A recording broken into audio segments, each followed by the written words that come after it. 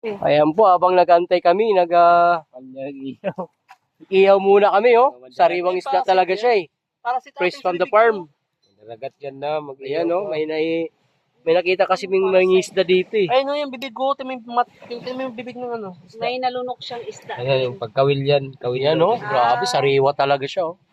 So, nag-ihaw muna. Ihaw muna ba nag-antay, kasi muna sila, oh. Masaya mo, anak ka, baby. Okay sila, oh. Ayan, dito kami sa gilid ng dagat. Ito naman. Butay daw. Ano yung kupras?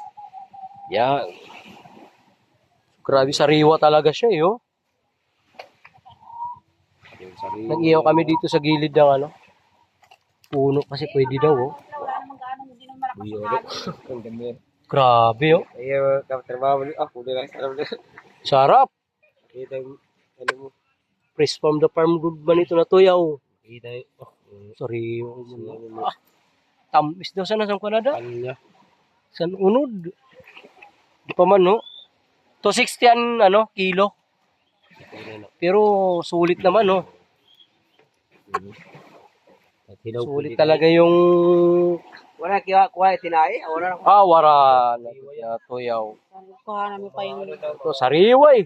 Ano na nice na pwede. Ngani. Itong pwede mo makakain sa. Oh, yun, ah. Grabe, sarap. Buyaw Buyaw na buyaw talaga yan.